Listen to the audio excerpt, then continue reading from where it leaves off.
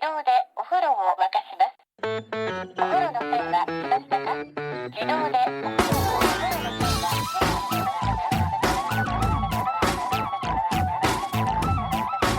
Hello and welcome to another episode of No Such Thing as a Fish, a weekly podcast coming to you from the QI offices in Covent Garden. My name is Anna Toshinsky and I'm sitting here with James Harkin, Andrew Hunter-Murray, and this week we are with Ed Brooke-Hitching, our fellow QI elf, who has just written a new book, right? Yes, it's called The Golden Atlas, History of Exploration, just filled with that kind of sort of quirky QI style facts. Yes, it is a really beautiful looking book full of amazing looking kind of maps and little factoids about exploration. Get it now. Go to Ed's Twitter feed or any bookshop. Oh, after the show. After the show, sorry. Get it in, however long it takes to listen to this. It's available in any bookshop or online. And for now, once again, we're gathered here with our 4 favourite facts from the last 7 days in no particular order. Here we go. Starting with you, Ed. So my fact is the most experienced sailor aboard Captain Cook's first voyage was a goat. But yeah, she previously sailed around the world. When you say she was experienced, she didn't do any sailing, presumably. She was just on milk provision. Yeah, I don't think she was too nifty with the ropes, if that's what you mean. But yeah, she'd survived like a global, like a circumnavigation that, I think she'd survived 3 shipwrecks as well.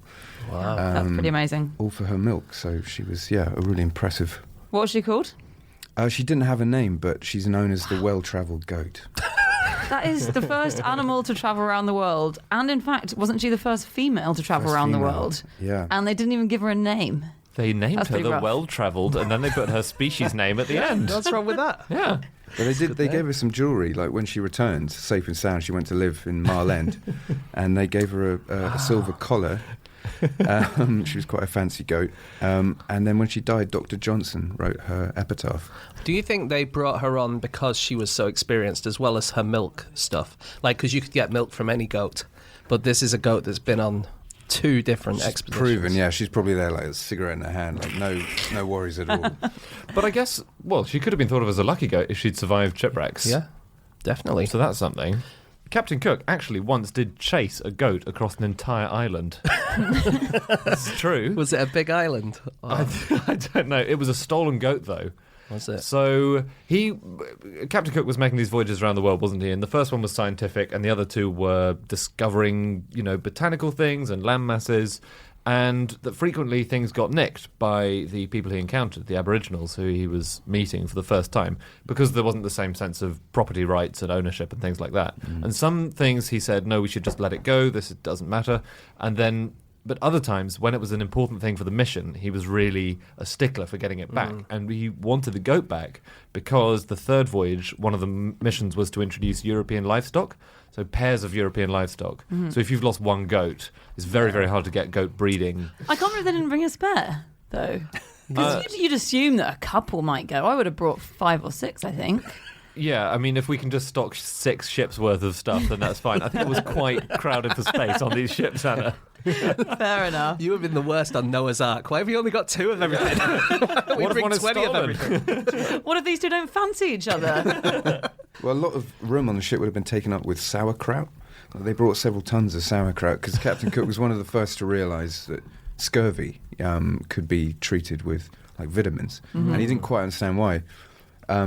But he had to convince no one liked sauerkraut, so the way that he convinced his crew to eat it was to serve his officers like in a really fancy way, and so the crew would get jealous and think, oh, this must be something worth stuffing Like down. a nouvelle cuisine sauerkraut. Yeah, exactly. Sort of a nice sort of white tablecloth, just a dump load of sauerkraut. That's really clever. Did you know that one of his expeditions, he had his ostensible mission and then his secret mission? So this is his 1768 expedition when he was officially going to Tahiti. He was supposed to observe the transit of Venus across the face of the sun and do a bunch of other scientific stuff. But the British government told him, do this, but here's a sealed envelope. And when you've done that, you're allowed to open this sealed envelope, and that contains the secret information for what you're actually supposed to do. It's like Taskmaster. It was such an extreme long episode of Taskmaster. And yeah, he opened the envelope when he'd done his Tahiti business, and it said, please find the Great Southern Continent. Everyone was convinced there was a big continent down in the South Pole, and they were right, obviously, but he tried to find it and failed. Well, they knew something was there, and it was all based on sort of like sightings of little islands and maybe ice floes. Yeah. But yeah, on the second voyage, Cook and his men passed within 70 miles of Antarctica and didn't find it. Wow. So Yeah, frustrating. so close. Look, how do we know? Did they leave footprints in the sea? What, of where they went? Yeah. No, they had maps. They recorded where Oh, yeah, they were writing it all down. The whole point of this book is it's full of maps. Question to ask a man who's written a book of atlases and maps and How do we know where any of these people went? It footprints in doesn't the make any sea. sense. Footprints in the sea. Yeah. I've been reading about the ship itself, the Endeavour. This is a very famous ship, but it was such an unglamorous ship. So it was a coal-carrying ship, which is not, very glam. It wasn't very fast. It could only go about 6 or 7 knots, nautical miles an hour, and but nonetheless, it was incredibly hardy because it was designed to carry coal around, and it was built to last. So it did all these voyages. It hit the Great Barrier Reef once. He just bumped into the Great Barrier Reef, and it tore a hole in the side of the ship, and they had to dump 6 cannon overboard immediately so it wouldn't sink. Probably damaged the coral as well.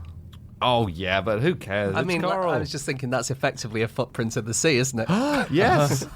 That's how we know. Sorry, I didn't mean that about who cares, it's coral. I care a lot about the Great Barrier Reef. Sorry, I get it. But scientists spent 200 years trying to find the cannon that he ditched overboard. And they knew that he'd been around there because they left charts and maps saying where they'd been.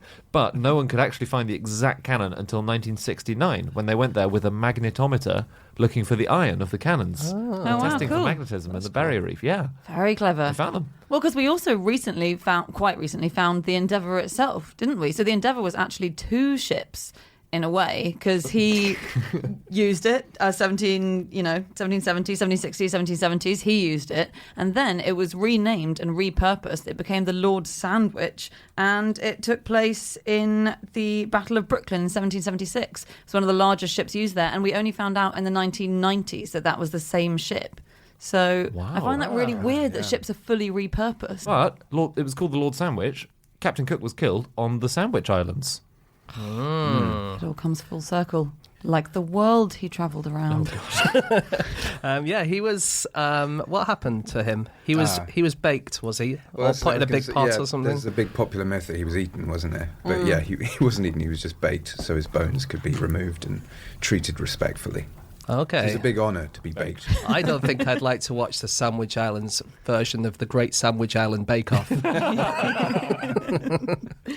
But yeah, he was chopped up into little bits as well, wasn't he? So this is when he arrived on Hawaii with his crew, and they thought he was a god for a while. They thought the whole crew were gods because they were in the middle of their big festival at the time, worshipping gods. And then one of their crew died, which really screwed things up for them because they thought they were immortal. And then it turned out they weren't immortal. And so relationships went a bit sour. And then he sailed away, and then rough seas swept him back, and they got into fights. And they ended up killing him. But the Hawaiians came and delivered all his bones in a sack, didn't they? I think one of his compatriots said. There's another weird link. You said that Dr. Johnson wrote the epitaph for the goat, the well-travelled goat. So this was after one of Captain Cook's missions. He brought back a kangaroo. They discovered so much new stuff.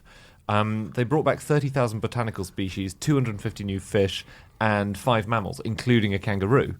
And this is a story of a dinner in 1773 where Dr. Johnson was so excited that Captain Cook had discovered a kangaroo that he did an impression of it for all the other guests, despite the fact he'd never seen one.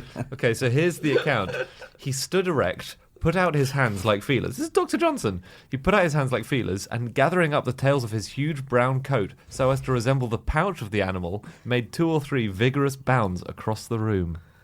What? I mean, considering he's never seen one before, that does sound like a kangaroo, doesn't it? It's perfect. I would have been fooled. Why do we keep calling him Captain Cook when he wasn't a captain? Ooh. Why do we Yeah. call him Captain Cook when he wasn't a captain? Don't know. He wasn't a cook either. The man's a fraud. I assumed he was a naval captain. He was a lieutenant when he was on Endeavour, and then when he came back to England, he was given the rank of commander. And then, by 1775, he became a post captain, which was even better than a captain, Right. but he was never actually a captain. That's so funny. Yeah. So he just leapfrogged captaincy. Yeah, he was just, he didn't even need to be a captain, but we still call him Captain Cook. It alliterates, doesn't it? That's the thing. Yeah. You're right. Could have been Corporal Cook. Commander Cook. He was a Yeah. commander. Yeah. Is yeah, a commander true. someone who's a captain of two ships, more than one ship? I think you are. If you're a captain of one ship, but you also have another ship under your command, you're then a commander. So it's kind of natural to call someone captain even though they're a commander. I think so. I think if someone said, "Where's the captain?" they'd say, "Oh, we don't have a captain." They'd say, "Where's the captain?" Actually, a common In a misconception. naval emergency. Pets on naval pets. So naval pets were a big deal. So much so that there was a sailors' zoo in the 19th century. It was set up in Portsmouth in 1893. And by 1935, they had lions and various marsupials and birds in aviaries. And it was because Wait a people were minute, always so- taking pets. So you mean that sailors had pet lions on their boats? Well, can't it be seems true. weird. It seems like it expanded this naval zoo to incorporate things that possibly hadn't accompanied the sailors. But how did they get there, James? How did they? They couldn't fly in those days. There was no Eurotunnel. No. They did find a polar bear, some British sailors, and they just took it onto their ship. Yeah. And they took it to Whale Island. Yeah. They rescued it. It was a cub when they rescued it, and it was on some ice off Greenland, and they made it the ship's mascot and called it Barbara. Do you think? It's a very funny name for a polar bear. All right, it's time for fact number 2, and that is my fact. My fact this week is that for 150 years, Shakespeare's play The Tragedy of King Lear had a happy ending. Did they still call it the tragedy of? No, they didn't. No. They slightly tweaked the title because they thought it might not work. So I read this in the conversation, and I can't believe I didn't know it. But basically, people didn't like the fact that King Lear had a sad ending, which, spoiler alert, it does have a really, really sad ending. It's a tragedy. So it was sort of adapted by this writer called Nahum Tate in 1681, and he rewrote it, and he called it The Historical Play of King Lear and His Three Daughters, to remove the awkward word tragedy. And yeah, at the end, Cordelia saves King Lear. He puts her on the throne. There's a little love affair between her and, you remember, Edgar and King Lear, who's kind of another nice guy. But I don't think there's any flirting with Cordelia and Edgar in the original. And Right. yeah, everyone lives happily ever after. So in the original, Lear dies, Cordelia dies, everyone dies. Everyone Almost dies. everyone. There's Yeah, a tiny all his closing family. speech. We all Yeah. die, Andy. Yeah, this all right. It's a very concertina series of deaths. Let's put it that way. It's a classic Shakespeare tragedy, isn't it? Where within the space of about 5 minutes, about Yeah. 12 people drop dead one after the It's a other. very high body count. Do you think he just gets to the end and he's like, oh, I've only got 100 words left. Just going to have to kill everyone. He's not doing an essay, James. I don't think he had a word count. Oh, I've gone way over. This is the weird thing. The original that Shakespeare borrowed from was not a tragedy. I mean, it didn't have this incredibly tragic ending where everyone dies. So the rewritten version that you're talking about, Anna, was kind of a return to the previous edition. There was an ancient version there's a thing called Holinshed's Chronicles, which has a lot of stories of kings, and Shakespeare got a load of plots from that. But King Lear, Shakespeare's version, was in 1606, and it drew heavily on a play from 1594. That's crazy, isn't it? The play was Yeah. called The True Chronicle History of the Life and Death of King Lear and His Three Daughters. But That guy's still going to be alive, probably. Yeah, He's and still alive. pissed off. I mean, that is like remaking Die Hard. That was about 30 years ago. This is about half the time from Die Hard till now. Yeah, but Die Hard 2 was much closer than that. Yeah, but it wasn't a remake by don't different think- people. Did It the was- Die Hard makers sue the makers of Die Hard 2 for stealing their idea? Actually, what about Mary Poppins? They're about to redo that, aren't they? Or maybe they just have. That's true. That's controversial. And that was about 50 years ago, wasn't it? Yeah. Yeah. So people are saying that's too soon. So maybe this is why he had to kill off all the characters, so that it wasn't too close to the original that he could be Maybe. sued. Do you think you can do that? Just take any other show, any other movie, and make it exactly the same, but at the end just kill off all the characters? Yeah. What's a good film from the early 2000s? I think we should just rewrite all 10 series of Friends. Last episode, Everyone dies. everyone dies. Do you know the reason why Nahum Tate changed the ending? That's because they were all little sunflowers. No, what is it? What's Snowflakes. it called? Sunflowers. That's what we are in the summer. With snowflakes in the winter. Exactly. Sunflowers. They're all little sunflowers/snowflakes, aren't they? Kind of, but I think it's because the play is about a king being usurped. So, and when Nahum Tate was writing, it was the 1680s, which is, Charles II is on the throne. He's a bit sore about his father being executed and usurped. So, Restoration Theatre was quite careful with various themes like that. Wow. And didn't they stop doing King Lear in George III's time? Oh, really? Because he was mentally ill, Yeah. let's put it that way.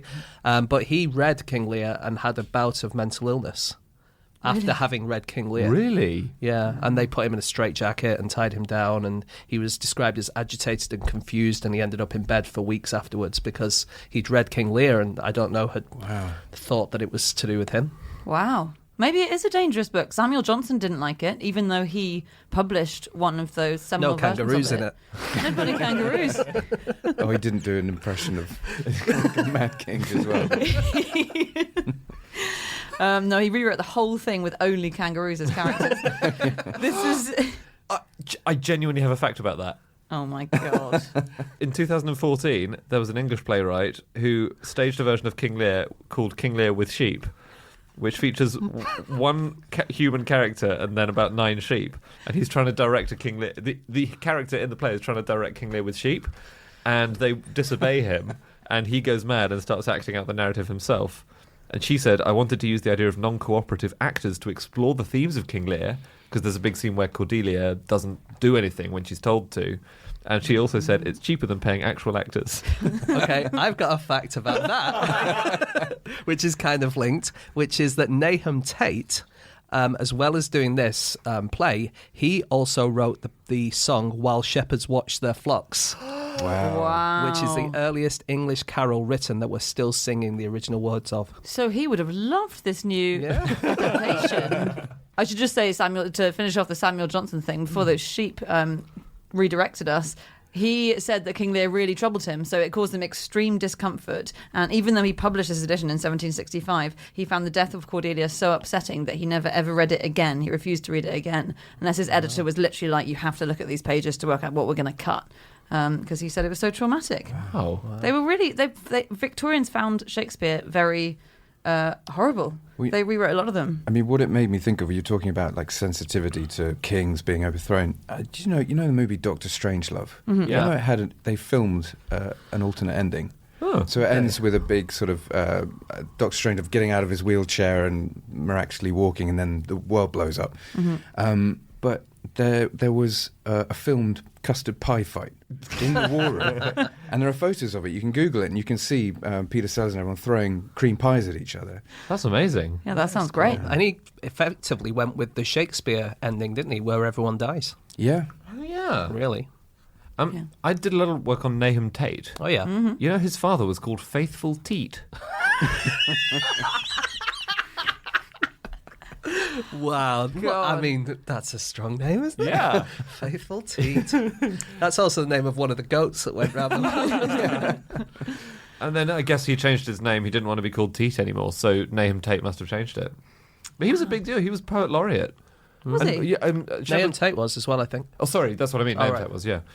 While shepherds watch their flocks by night. For the next century, it was the only carol that was allowed in Church of England ceremonies or services. Really? They hated carols, but Wait. this was just religious enough to kind of pass muster. But at Christmas, would you do the thing where you sing 8 carols, but you just had to sing While Shepherds Watch Their Flocks by Night 8 times? Yeah, like a carol service will be just the same thing all the time.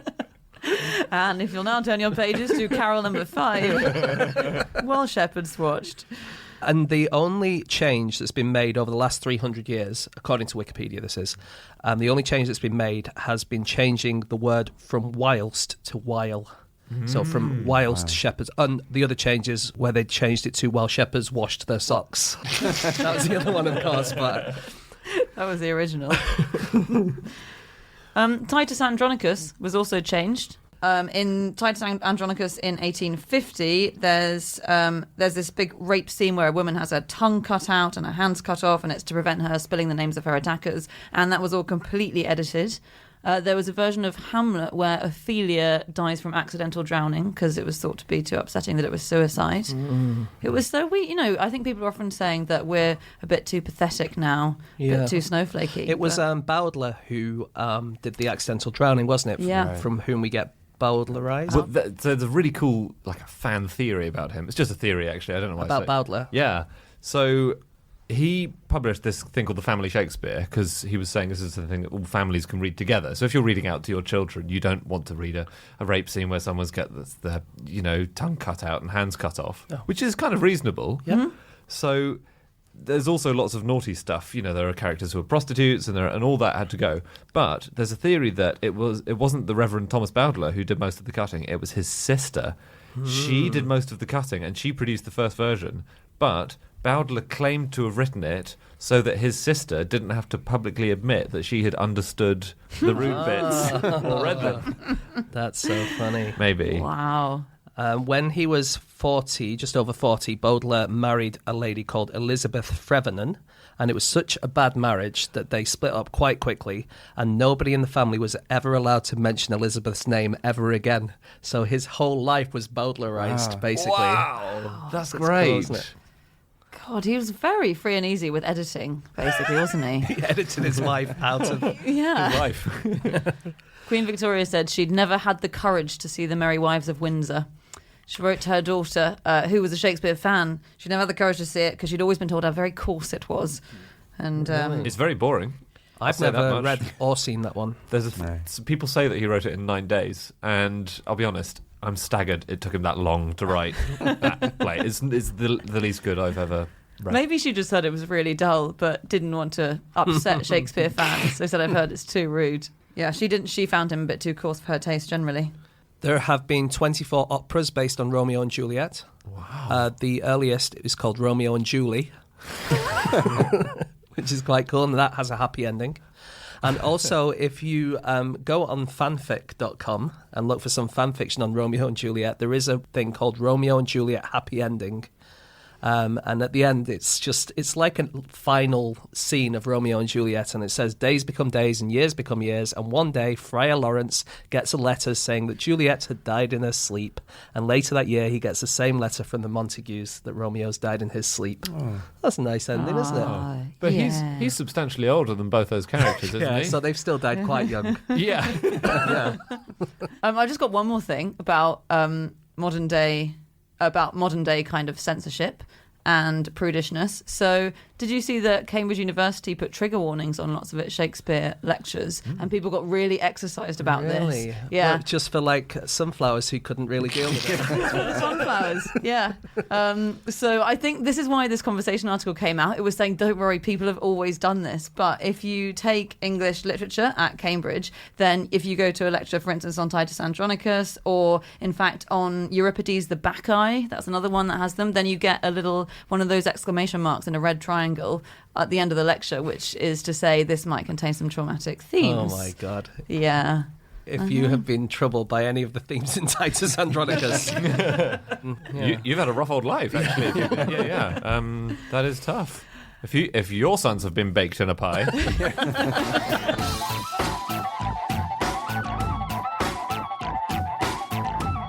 Okay, let's move on to fact number 3, and that is Andy's fact.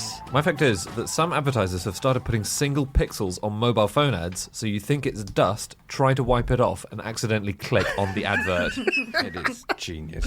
That is so good. Yeah. So I've only found one advertiser that's done this. There's a great article on Medium called 52 Things I Learned This Year, and this is one of the 52 things. But it doesn't really work, right? I read another article, I think it was, I'm not sure where I read this, but basically they said if you get paid for every time someone taps on it, then it works. But if you're trying to get actual sales, then it pisses people off so much that people end up not buying stuff. I guess they must be thinking the product is so good that someone will end up buying it. And what was the product? I can't remember, I'm afraid. I do know another one who's done a really similar thing. There's a Chinese trainer manufacturer, and they've put a thing that looks like a hair across their advert, and you swipe to get rid of the hair and you go straight to their website. Yeah, but they got banned from Instagram, didn't they? Yeah. Apparently it violated Instagram's policies and was removed, and Instagram shut down the entire brand's account. Wow. because of that. Yeah. I can't believe it's not counterproductive. Like you say, it's just so irritating. There was a study a few years ago that found that 50% of ad clicks on phones are accidental. And I don't understand. I'm surprised it's that low. Yeah. I don't think I've ever intentionally clicked But on one. your phone is so smashed up that if there was something that looked a bit like a hair, you would never see it. No, absolutely not. This bit would not work on me at all. The other thing it reminded me of is, and I was desperately looking for like a source for it, but it's something my American grandmother told me, and I've heard it mentioned on an American podcast as well, that in the old days when you were making a telephone call and you call into the exchange, you could choose which company would carry your call, so which one would get your money, right? Really? Wow. So, but most people, the most common answer was, I don't care, whatever, whichever one you choose. And so people started phone companies called I don't care, it doesn't matter, whatever you want, and they'd rake in this sort of extra incredible. income. Yeah, it's genius. Do you know on the internet, if you click on a naughty site, you might get a whole load of pop-ups, right? Loads and loads of pop-up things. Oh, you do know that, do you? Well, I've read about it in my Pornographer's Digest. Yeah. They're called pornados or porn storms. This is a phrase coined by John C. Dvorak, who is the nephew of the guy who invented the Dvorak keyboard. Which is like a QWERTY keyboard, but it's supposed to be slightly better than a QWERTY keyboard. That's a step down, isn't it, in father-son invention terms? Yeah. Well, Dvorak, he writes a lot about computers, and he said that the reason Apple's Macintosh computer would not be successful is because it uses a pointing device called a mouse, and there is no evidence that people want to use these things. And then he wrote about Steve Jobs. Maybe when the smoke clears, we will have heard the last of Steve Jobs as guru, seer, visionary. He'll go the way of the pet rock, electric carving knives, silly putty, Tiny Tim, and the three-tone paint job. That's not really rough on Tiny Tim. a load of not very good products, and then one of the most heart-rending characters in all literature. That's so mean. Squashed up next to Silly Putty. I can only imagine maybe Tiny Tim is something else in America, right? I guess so. Probably like a failed product or something. But Possibly. it'll go the way of sea monkeys, nasal hair trimmers, and Jude the Obscure. It's such a weird burn. Do you know why pop-up ads were originally conceived? No. It was because advertisers didn't want to be associated with dodgy website content. So it's kind of the opposite of problems that websites have now, where sometimes dodgy adverts pop up on them. So they were invented by a guy called Mr. Zuckerman in the 1990s, and it was because a car company got upset because it bought a banner advert on a page that happened to be about anal sex, which they thought wasn't on brand for their car company. It's unlikely to be on brand for any car company. Well, exactly. There's so little overlap there. And so he made pop-up ads to kind of distinguish them from each other. And he said, but what's wrong with it? It's just a kind of sex, guys. I know, it's the way you say a page that happened to be about it. By chance, it was an anal sex theme page. They exist, Andy. I suppose so. They're out there. Hang on, the car adverts were popping up on this themed page. Yeah. Right. There was all sorts of things popping up. They weren't up for it, so he designed them this pop-up thing, which is supposed to say, look, this pop-up has nothing to do with the content of this webpage. But he's really apologised for it now. He says he feels terribly guilty because he knows that pop-ups are the most annoying thing on the internet. But his intentions were good. He didn't want cars to be associated with sexual positions. So other stupid, creative ways of advertising. Domino's this year advertised in potholes. So this is a thing where they've now got a sideline in fixing potholes on roads across America. And you can actually request that they come and fix your pothole if you're in America. And I think it's an advertising campaign. Otherwise, they're just really good guys. But it's called Paving for Pizza. And they partner with various local administrations and say, hey, have you got any potholes that need doing? And they send out their pizza delivery guys who do a sideline in kind of tarmac filling. And then they fill in the potholes. And then they fill in the pothole with a little Domino's Pizza with logo. Pizza? Oh, sorry. It's not very long lasting at all. Wow. That's quite good, isn't it? That's Yeah. a good idea. So they get their logo on the road. But everyone gets flat roads, so everyone's a winner. wow. Apart from the other pizza manufacturers. Yeah. Papa John is furious. The justification was that potholes damage pizzas, so they're actually saving the pizzas because on the way they'll get bumped up and down. They actually put a GoPro inside a pizza box and had people watch the traumatic journey they have to go through to make it to their destination. Wow. KFC advertises on fire hydrants. They did this, I think, a couple of years ago. They'll pay people to let them fix their fire hydrants if they're broken. They did this in Indianapolis. So they paid, I think, $5,000 to say, can we fix your fire hydrant? And the town was like, yeah, great.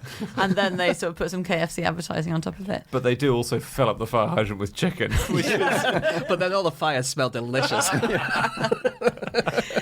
You don't mind burning to a crisp with a delicious smell of KFC all around you.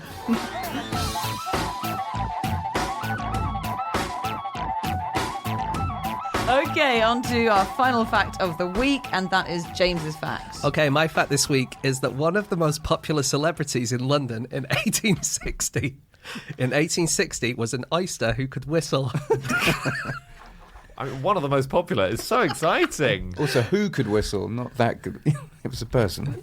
Once you whistle, you get personhood, I think. I think so. It didn't have a name, a bit like that goat, actually. Oh. Yeah, thinking about it. But yeah, so, I mean, what is the most popular? I'm saying it's the most popular because a lot of people went to see it. Yeah. It was in Panto. That's quite popular. But this is a guy called George Perks, Pearkes, and he was an oysterman and a dealer in spruce ginger beer and British wines. So he's a wine seller and an oyster seller, and he was sleeping in his house, and he was kept awake every night by this whistling.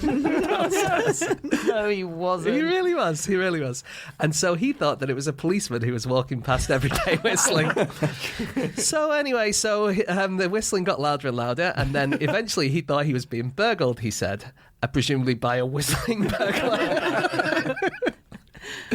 I don't know why a burglar would whistle, but yeah, he did that. And eventually he went downstairs with a pistol to get this burglar, and he found out that the source of the sound was one of his oysters. Okay. And it seems that what might have happened is that the oyster had a little hole in it, and whenever it was filtering food, so moving the water backwards and forwards, it was making a whistling sound. Right. Okay, and as soon as this became well known, it was mentioned in Punch and a few other things, suddenly everyone came round and wanted to see this oyster that could whistle. And even William Makepeace Thackeray went to see it and wrote about it. And he said that he was there when an American gentleman declared that the oyster could not hold a candle to one he knew of in Massachusetts that could whistle Yankee Doodle from beginning to end. No, it couldn't. I don't think that one's true. Nice. But there was this oyster in 1860, and it was famous, and it was in London, and it could whistle. That's amazing. Wow. It's mad. Sorry, I've been reading a book by Thackeray, so the idea of this literary hero going to see the whistling oyster on his day off is incredible. Can you see the influence of the whistling oyster on the kind of plot and themes Very of Vanity much. Fair? Absolutely, yeah. Yeah. Imagine having that guy working as your PR man, because that is an unbelievable PR trick. Just claim you got a whistling oyster and managed to get half of London to come and see it. It's amazing. Why? How boring was life? Life was hard. Yeah. But whistle, Okay. I mean, if there was this was in Covent Garden, right, which is where we are now. If there was 100 metres away, there was a whistling oyster, which you'd read about in a magazine. Are you telling me, as a QI researcher, that you wouldn't be curious enough to go and see it? I do get pretty desperate to get away from you guys. I might go and see it. Did people pay? They didn't pay. Only with their time. They didn't pay, but it meant that it got people into his shop. And then the oyster, like I said, made a cameo appearance in a pantomime staged at Drury Lane in 1860. That's incredible. Who did he play? Dick Whittington? He mostly played some whistling character with a shell. It would be really funny, though, to dress the oyster up in a big costume, wouldn't it? It would be amazing. Put a little bindle over his shoulder. Yeah. In the 1830s, just on paying for attractions, in the 1830s, you could pay a shilling to see a vase. Which Could it even whistle? if it didn't even whistle, maybe if you blew into it the right way. It was the Royal Clarence vase. It was made for King George IV. Took workers 3 years, which is too long to make one vase. And if you paid a shilling, you could go and see it. Wow. Didn't even have flowers in it. What was on it? Don't know. It was kind of it was made partly of gold and glass and enamel. I all remember the materials. I paid 20 quid to go and see Damien Hirst's skull, which had diamonds on it. It's not much worse than that, is it? No, you're right. You're a dupe. Oh. I've got another famous oyster. God. This is from the Sailor's Magazine of 1840, which I've not checked how reliable it is in general. But this is what they say. There's a gentleman from Christchurch in Salisbury who keeps a pet oyster of the largest and finest breed. It has proved itself an excellent mouser, having already killed...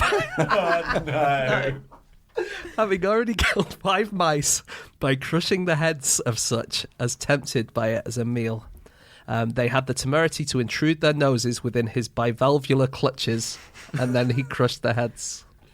So that's not true, is it? When you say you haven't checked that, what was it, the Sailor's newsletter? Sailor's Magazine of Sailor's 1840. Yeah, it doesn't sound very true, does it? Yeah, I think you have checked it and you found it to be wanting in terms of truthfulness. New Orleans, there used to be an act. I was trying to find things about celebrities and oysters. Yeah. So there used to be an act in New Orleans. This was actually a lady who was Elvis Presley's cousin. She was called Kitty West. And she had an act called Evangeline the Oyster Girl in the 1940s, which was a striptease which began in an enormous and slowly opening oyster shell. Oh, so like that... Is it Botticelli painting where she's inside a huge clam? Exactly, The yeah. Venus of... Exactly like that. But how did she make the shell open? Because you have to get professional shuckers to be able to open an oyster shell. I think there's a professional shucker by the side, a massive lever. It'd be funny if the act was a slowly closing oyster shell. I was looking for like entertainers like the oyster that we might have found around Covent Garden. Yep. And there's you could have seen in 1830 Spelterini and his living ass. And there's a poster of him, and he looks incredible. So what he did is he had a ladder in his teeth, and at the top of the ladder was a donkey. And in his 2 hands, he held 56-pound weights. So he was balancing a donkey on the top of a ladder held in his mouth. Wow. God, I'm kind of impressed by the donkey as well, being able to stay at the top of a ladder. Yeah, it's a pretty chilled out Yeah. donkey. to Yeah. be. Yeah.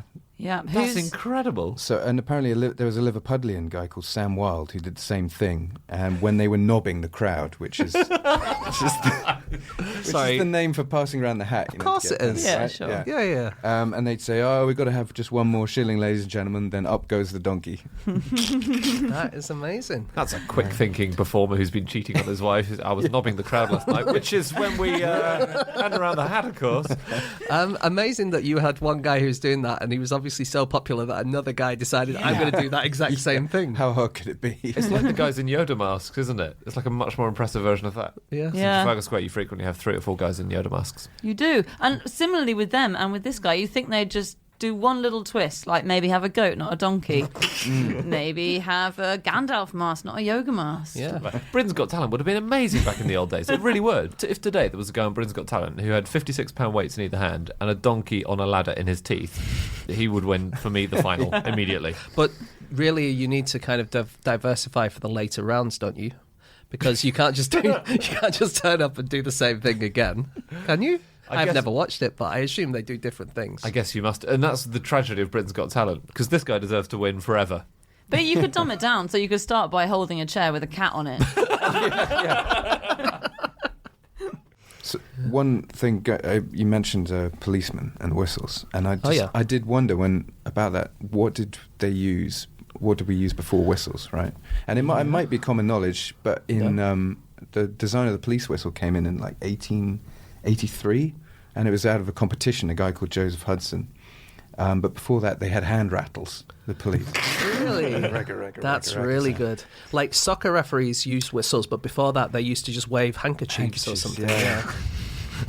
But he also designed the referee whistle. Really? And then he also made something called the Acme Thunderer, which is a pea whistle. Oh, I've got... You've got an Acme. my parents have one in their house, an Acme Thunderer. There you go. Yeah. Really? Yeah. Is that how they kept you in check? No, I was too much of a sunflower for that. They just waved a handkerchief at me when I was being naughty. You're not supposed to eat oysters in a month with the letter R, are you? That's an old Yeah. wives' Right. tale. But it seems kind of probably quite true. Certainly in the olden days where shellfish would spoil in the heat, because our months are mostly in the summer, but also that usually is a spawning season, so most of their energy goes towards reproduction. Yeah, it's because when they go into their spawning seasons in your R months, then they basically turn completely into gonads. They are fully made of testicles and ovaries, so all oyster tissue transforms when they're spawning into reproductive organs. It's like all of yourself just turning into a bunch of testicles That's for a period of incredible. time. That is quite... I mean, that would make the dating scene a lot easier, wouldn't it? Because you would know if someone was... Up for it. Yeah, because they turned into a testicle. You still got to make sure you're an attractive enough testicle or ovary with a good enough sense of humour. That's really. Let's get you into an Uber, shall we? Manhandle a huge testicle into the boot.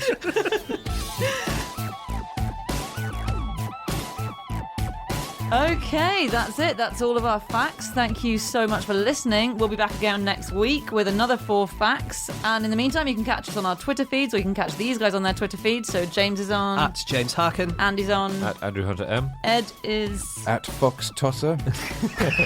The look of pain on your face when you knew you had to say it. But you made that for yourself. No, I didn't. My publisher did. Okay, that's fair enough. You can get me on podcast@qi.com, and you can listen to all our previous episodes by going to nosuchthingsafish.com. You can go to qi.com/fish events to get tickets for our tour, and also there's loads of information on that No Such Thing as a Fish site on our book. And what's your book called, Ed? Called the Golden Atlas. And you can get that in bookshops, presumably. Everywhere, hopefully. Everywhere, all over the world. It is a beautiful book. You should definitely get it as soon as you've got ours, obviously, or buy them at once. And we'll be back again next week. See you then. Goodbye.